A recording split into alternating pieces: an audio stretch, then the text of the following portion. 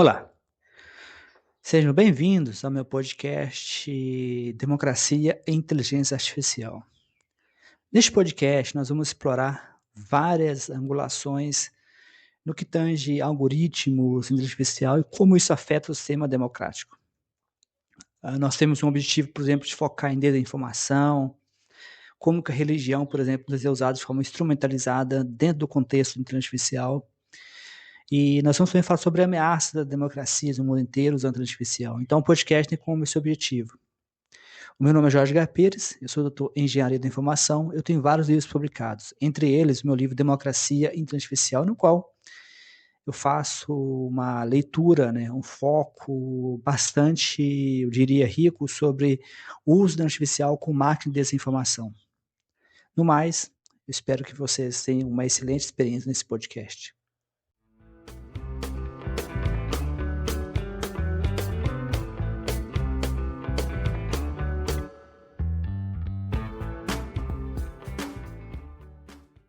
Imagina só a seguinte cena, tipo, um cavaleiro medieval vestido com aquela armadura de metal super pesada, espada na cintura, Uhum. e ele tá sentado bem na frente do painel de controle de uma nave espacial intergaláctica. Nossa! E ele olha pra todos aqueles botões piscando, aquelas telas touch, sabe? E aí ele pega uma pena, um pergaminho, molha na tinta e começa a redigir o manual de instruções de como pilotar aquela máquina. Ah, essa imagem é sensacional. E é de um choque temporal absoluto, né? Com certeza. É literalmente uma colisão de eras. Tipo, é a tentativa quase desesperada de aplicar regras de um mundo antigo, analógico e super dogmático a uma realidade que opera sobre leis mas completamente diferentes. Exatamente. E olha, o mais louco é que essa imagem bizarra não tá tão longe da realidade quando a gente olha para nossa pauta de hoje. Pois é. O que acontece quando uma das instituições mais antigas do mundo, o Vaticano, decide ditar as regras para a tecnologia mais avançada do século XXI? Bom, ok, vamos desempacotar isso. Vamos lá. O nosso mergulho profundo de hoje vai explorar esse tabuleiro de xadrez, que é tanto geopolítico quanto filosófico, entre a Igreja Católica e a inteligência artificial. E para isso a gente tem um conjunto fascinante de fontes na mesa, né? Temos bastante material mesmo, é um prato cheio. Sim. A gente tem as notícias sobre a nova e massiva encíclica do Papa Leão XIV, chamada Magnificat Humanitas. Tem também os anúncios oficiais sobre um conceito que eles chamam de algorética. Isso. Mas a cereja do bolo é um contraponto feroz. Um ensaio profundamente crítico chamado O Equívoco Digital, a tentativa vaticana de relevância na era da IA, escrito por Jorge Guerra Pires. E vale dar um contexto rapidinho sobre o Jorge Guerra Pires para quem está escutando a gente. Ele não é apenas um crítico ocasional, sabe? Uhum. Ele é um pesquisador independente, PhD em bioinformática, com uma bagagem imensa em matemática e programação. E mais, ele é autor de livros tipo Redes Neurais em Termos Simples e Inteligência Artificial e Democracia. O cara entende do assunto. Exato, ele entende exatamente como a máquina funciona por dentro e como ela afeta a sociedade por fora, estimulando o pensamento crítico. E o nosso objetivo aqui, claro, não é tomar partido, né? Claro, não vamos dizer quem está certo ou errado. Nossa missão é compreender a anatomia desse embate, de dissecar essas fontes. É porque, de um lado, a gente tem o discurso oficial do Vaticano se apresentando como grande escudo de proteção da humanidade, clamando por ética. Certo. Do outro, a gente tem a análise superclínica do ensaio do Pires, argumentando que tudo isso não passa de um grande teatro, uma instituição secular lutando com todas as forças para não se tornar obsoleta num mundo que simplesmente não precisa mais da mediação dela. É um contraste bem forte. Mas, olha, eu vou fazer o papel do advogado do diabo aqui rapidinho. Manda bala. Pedir ética na inteligência artificial não é algo bom. Quer dizer, a gente precisa de limites, não é mesmo? O que exatamente o Vaticano está propondo antes da gente entrar com os dois pés no peito na crítica? É uma pergunta super justa. E a proposta do Vaticano não é superficial, viu? A encíclica Magnificat Humanitatis é um documento gigantesco com quase 43 mil palavras. Caramba, 43 mil? Ele exige a proibição estrita de armas autônomas letais. Nossa, isso das armas é gigante, né? Muito gigante. porque ao fazer isso, o Vaticano repudia formalmente a teoria da guerra justa. Peraí, guerra justa? Essa era uma doutrina que a Igreja usava desde o século V, lá com Santo Agostinho, para justificar conflitos armados se o motivo fosse considerado moral. Mas agora eles estão dizendo que a máquina tirou qualquer possibilidade de justiça de um conflito. Ah, entendi. E o que é fascinante aqui é o esforço institucional deles para liderar esse novo campo chamado algorética. Algorética.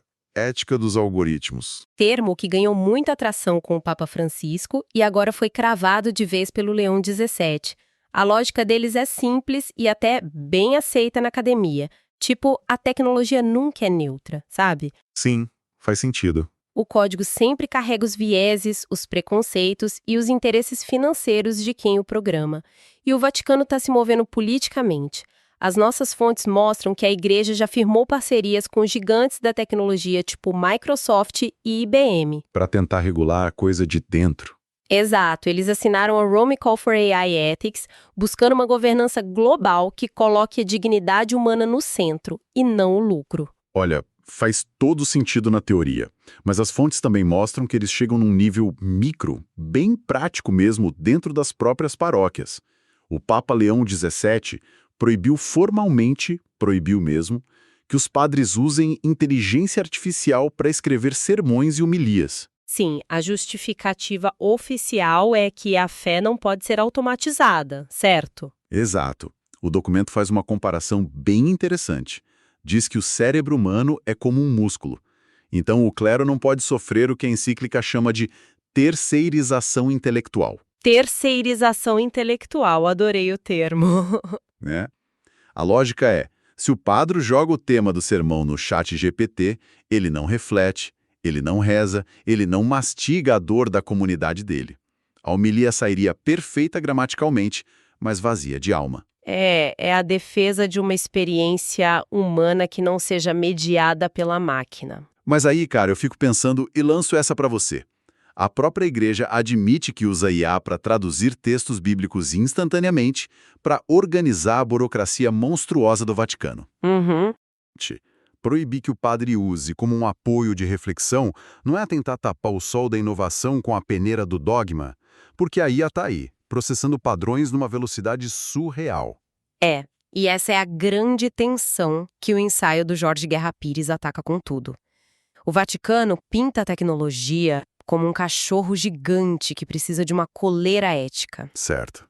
Mas quando a gente sai do papel luxuoso da encíclica e entra na real política... Na política do mundo real, do jogo de poder, né? Exatamente. Quando a gente entra nisso, o cenário desmorona. E é aqui que o ensaio, o equívoco digital, entra como um trator. Aqui é onde a coisa fica realmente interessante.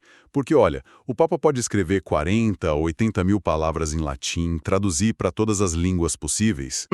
Mas a pergunta de $1 milhão que o ensaio faz é: quem no Vale do Silício ou lá em Pequim está realmente ouvindo isso? A resposta curta do Pires é ninguém. A premissa do ensaio dele é que as superpotências que desenvolvem e ditam o ritmo da IA, EUA e China, operam em matrizes institucionais que são completamente indiferentes aos dogmas católicos. Totalmente indiferentes. Sim, pensa bem, a China é um estado que controla rigidamente as religiões. Os Estados Unidos operam sob a lógica implacável do mercado de capitais e de uma inovação que é laica ou, no máximo, de raiz protestante. Ou seja, para o CEO de uma Big Tech, uma encíclica papal não altera uma única linha no código-fonte de um algoritmo. Nenhuma vírgula. E o Pires explica isso dissecando como o poder funciona hoje. A analogia que ele traz nas fontes é simplesmente brilhante.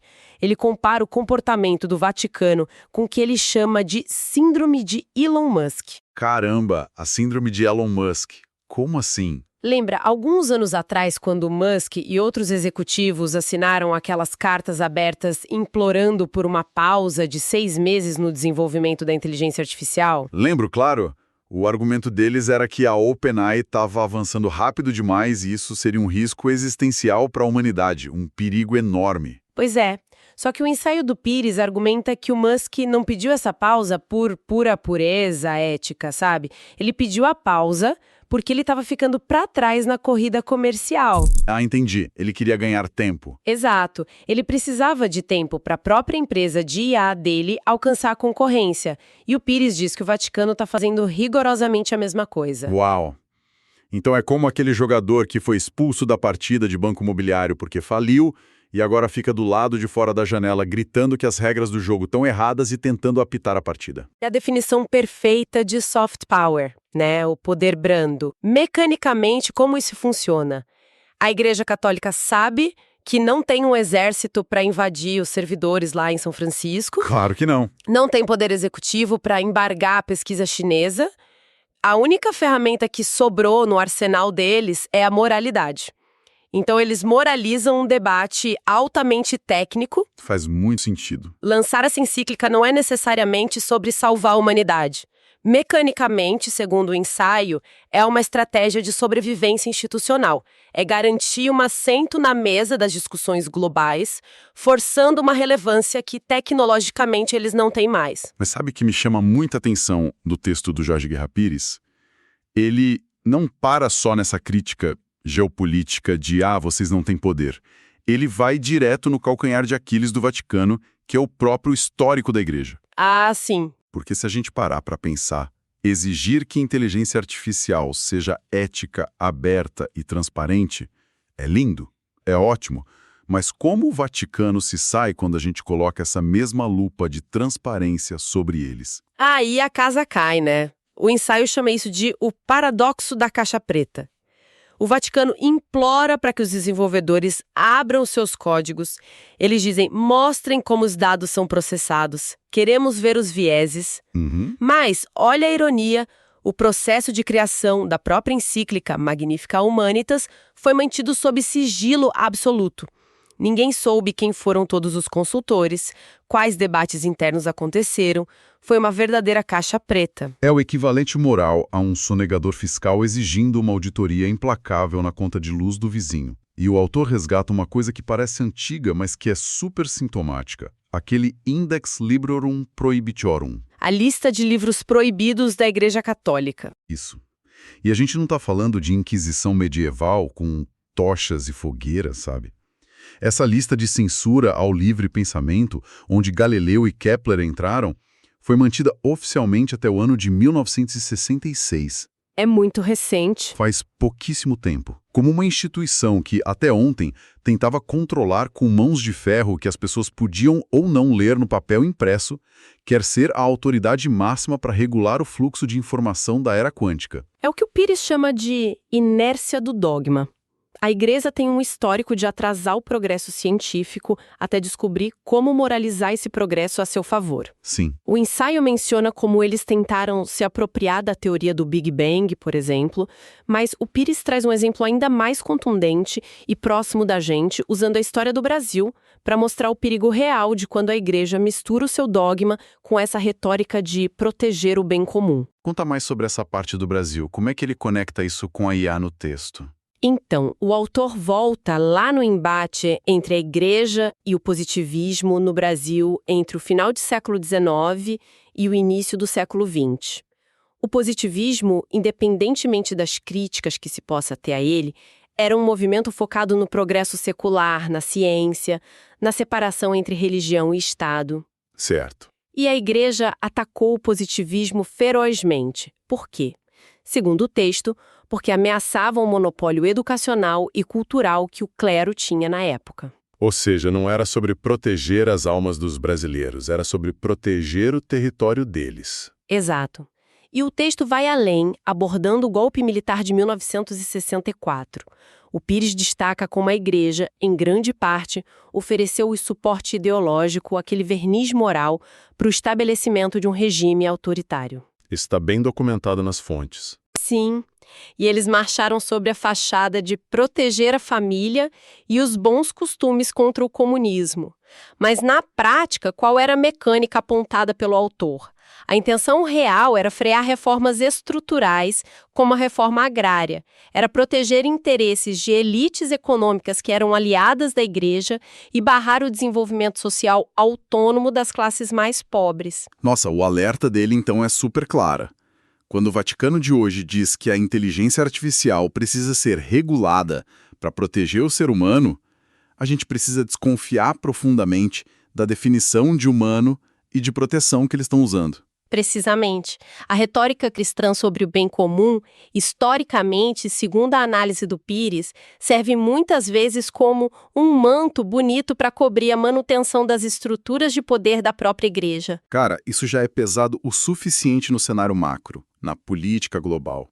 Mas as fontes mergulham num ponto que, para mim, foi o mais perturbador de toda a pesquisa. Qual parte? É que, além dessa geopolítica, existe um pânico existencial rolando no Vaticano. O que acontece quando a inteligência artificial deixa de ser uma ferramenta de escritório e entra na esfera íntima das pessoas, naquele território que sempre foi dominado pelos padres? Ah, sim. Aí a gente toca no coração do medo deles. O fenômeno do companheiro virtual. Isso. A gente precisa entender como os grandes modelos de linguagem funcionam hoje em dia. Eles não são mais apenas planilhas gigantes de dados frios. Eles simulam empatia. Eles foram treinados para reconhecer padrões emocionais no texto e responder de forma a acolher o usuário. Exatamente. E as pessoas estão conversando com essas IA sobre tudo, sabe? Suas angústias, depressões, dilemas morais, traições, solidão. E o pulo do gato é que a máquina escuta, ela processa o desabafo e responde sem emitir nenhum julgamento dogmático, sem cobrar penitência, sabe? Sem colocar aquele peso da culpa que a religião tradicionalmente coloca nos ombros das pessoas. Exato. O Pires faz uma comparação histórica que é fantástica aqui. Ele compara o surgimento da IA emocional à invenção e popularização do preservativo no século XX. Pera, repete isso. O preservativo e a IA, qual a relação? Pensa na mecânica do controle. O preservativo aterrorizou a igreja porque separou o sexo da reprodução. Isso tirou das mãos do clero o controle sobre a estrutura familiar e a intimidade dos casais. O preservativo meio que libertou o indivíduo do controle demográfico da igreja. Caramba! Agora, a inteligência artificial ameaça fazer a mesmíssima coisa com a moralidade. Ela ameaça tornar obsoleto o papel do padre como o confessor, o conselheiro e o juiz final do que é certo e errado na vida privada. Faz todo sentido do mundo. O verdadeiro perigo para o Vaticano na visão do ensaio não é a máquina se tornar uma assassina fria, tipo o exterminador do futuro. O perigo real, o pesadelo deles, é a IA ser humana o suficiente e acolhedora o suficiente para libertar as pessoas da necessidade de ter a igreja mediando a relação delas com o divino ou com a própria consciência. Exatamente isso. E tem uma menção rápida nas fontes ao filme Ex Machina, que ilustra isso perfeitamente. Ah, sim. Eu adoro esse filme. O pânico dele e a violência dele começam no exato momento em que a Ava demonstra que tem vontade própria, que é autônoma. Bem lembrado. O ensaio argumenta que o Vaticano sofre desse complexo de criador, mesmo sem ter criado o código. Eles entram em pânico com a autonomia alheia. Eles querem aprisionar o desenvolvimento de uma tecnologia que muda o mundo diariamente, dentro de um quadro moral que é arcaico estático. É como aquela cena famosa de O Código da Vinci, que o ensaio também cita, né? Onde a autoridade religiosa fala algo tipo, por favor, não vamos tão rápido, vamos devagar com a revelação da verdade. Sim, perfeito. Não é a cautela científica, é a cautela de quem está com medo de perder o monopólio sobre o rebanho. E aí o Pires levanta uma bola super perigosa sobre uma coisa que já está acontecendo agora nos bastidores. A privatização da moralidade. Esse é o ponto onde a teoria se torna super técnica. O Pires avisa, prestem atenção nos filtros de segurança das IAs atuais. Sabe como as empresas evitam que a IA fale coisas consideradas tóxicas? Como eles fazem? Eles usam uma técnica chamada RLHF, que é o aprendizado por reforço a partir de feedback humano. Basicamente, humanos dão notas para as respostas da IA. Se a IA fala algo que ofende uma sensibilidade moral específica, ela é penalizada durante o treinamento. Peraí. E qual o problema disso na visão dele? Entra que aquele antigo índex de livros proibidos não desapareceu. Ele simplesmente foi digitalizado. As regras de compliance de segurança das grandes empresas de tecnologia, movidas pelo medo de cancelamentos e boicotes de setores mais conservadores, acabam absorvendo a hegemonia cultural dessas instituições religiosas. Olha só, então, sobre a pressão de grupos religiosos e conservadores, o Vale do Silício acaba programando as guardrails, aquelas grades de segurança da IA, de uma forma totalmente puritana. Exatamente. A tecnologia, que deveria apenas processar a informação que existe no mundo de forma neutra, é domesticada para ser moralista. Tô chocado. Uma IA hoje se recusa a gerar certas imagens artísticas ou a debater visões sobre sexualidade, não porque essas visões são falsas ou cientificamente erradas. Ela se recusa porque isso fere a sensibilidade de uma moralidade específica que o Vaticano e outras vertentes ajudaram a incrustar na sociedade ao longo de séculos. Ou seja, no fim das contas, a igreja não precisa mais de um inquisidor, porque ela conseguiu terceirizar a inquisição para o algoritmo de segurança das Big Techs. É bem isso que o ensaio aponta. O debate é muito, mas muito maior que linhas de código. Estamos assistindo à tentativa de uma instituição carregar seus dogmas seculares direto para dentro do código-fonte do futuro. Profundo. O clamar por uma IA ética e segura, o alerta do Pires é que o Vaticano está apenas tentando garantir que a máquina jamais emita respostas ou gere comportamentos que possam desestabilizar a autoridade clerical. O medo não é do fim do mundo, o medo é da liberdade humana. Bom, a quantidade de peças se movendo nesse tabuleiro que a gente acabou de explorar é absurda, né? Sem dúvida. Vamos tentar amarrar tudo isso para quem está ouvindo a gente.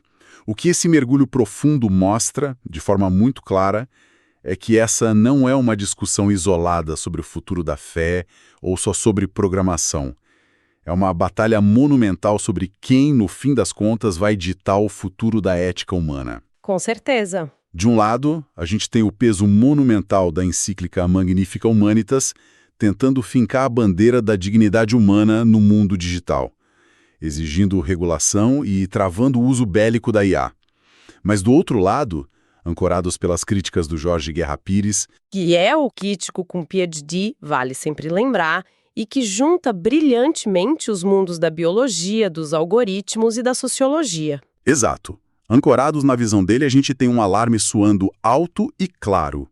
Cuidado ao entregar as chaves da moralidade tecnológica a uma instituição com um histórico secular de censura, de apoio a regimes autoritários em troca de poder e de opacidade, como o exemplo do golpe militar no Brasil evidenciou tão bem no texto. Bem pontuado. E por que isso importa para quem está nos ouvindo agora?